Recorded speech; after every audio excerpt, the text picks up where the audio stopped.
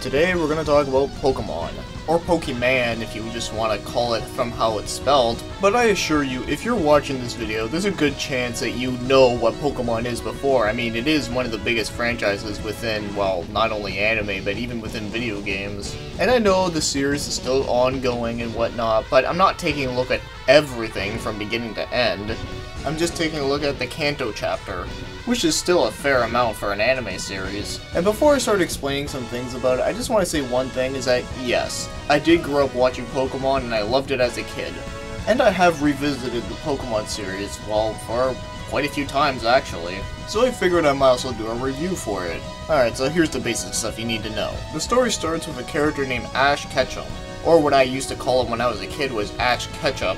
And he has a big goal in his life where he wants to become the Pokemon Master and catch every single Pokemon. So after waking up late one day, once he turns 10 years old, he finds out that all the Pokemon are gone except for one, because the other three Pokemon he could have chose from were Charmander, Squirtle, and Bulbasaur. But the one Pokemon that's there is named Pikachu, yes, the infamous mouse that shoots lightning bolts. So then his journey starts with the little mouse Pokemon Pikachu, and he's giving him a hard time by not going to his Pokeball and not listening to any of his demands that he's giving.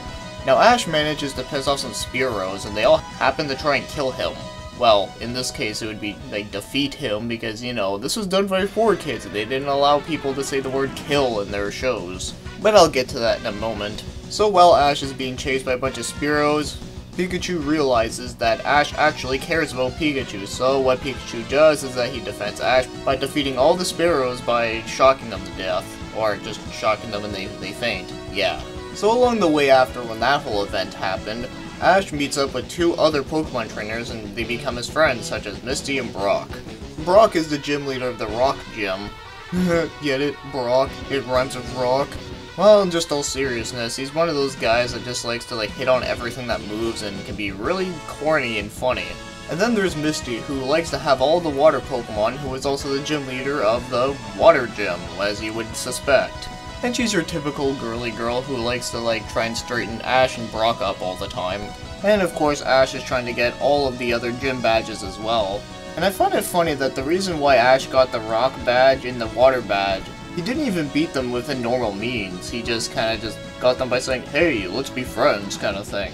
Well anyways, when all that shit's going on, Team Rocket, one of the main bad guys within this show who reappears all the damn time, they always try and steal Pokemon and mostly try and get for Pikachu, but they end up going blasting off again, Sparkle. And I think I'm just gonna end it right there. I mean, I know this is not a story that's super hard to follow complicated crap shit, but it does repeat quite a lot, where basically the most part of this anime is that they go to a new place, either discover a new Pokemon, or even meet some new person and they fight each other and then they win, or maybe they might get their ass kicked first and then go back and then win, or even just trying to help out some random person and then they never see that person ever again.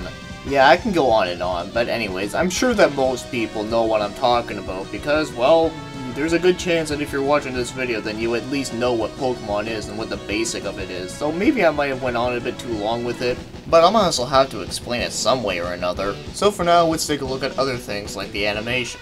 I think the animation is decent, but it does get better as you do progress through watching episodes. And now as for the topic that you've all been waiting for is that the censorship of 4Kids.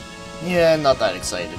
Yeah, a lot of people like to make jokes about 4Kids and how they censor everything, and well, you know, it's true. They really do censor a lot of stupid things within the show. In fact, it can get pretty nuts, so I'm not going to get into every single little thing that they change from the Japanese to the English, but yeah, there's definitely a lot of weird things that they didn't change. And I remember saying that in my Dragon Ball review that I said I didn't really care about the whole censorship thing all that much, or at least it's something that doesn't really interest me.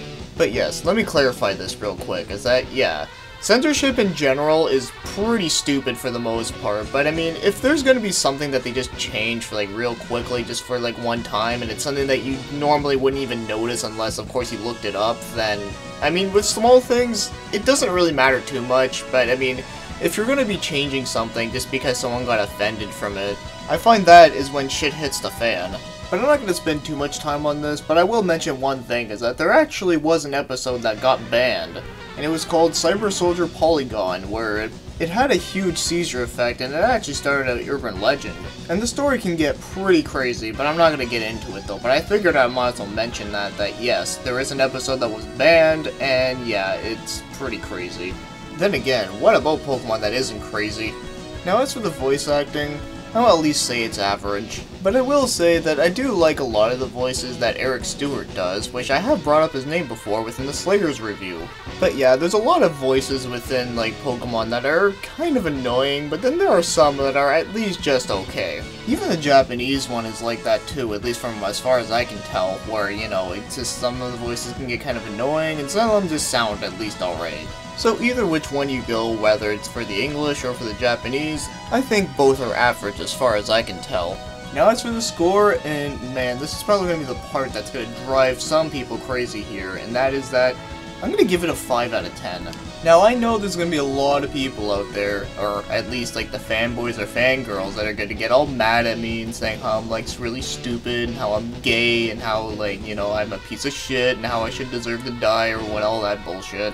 Honestly, this is my opinion, and yes, like I said before, I grew up with this stuff. Yeah, I loved Pokemon as a kid, but now I just think it's just kinda average.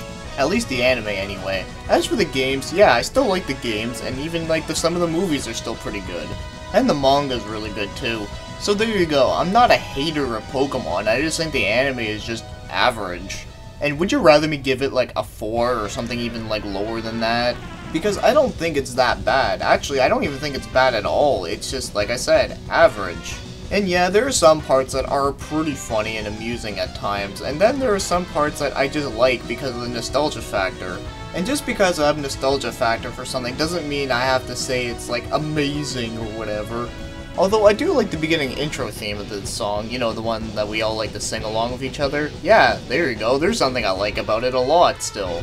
But either way, just to wrap things up, yes, I think it's an average anime whether you like it or not.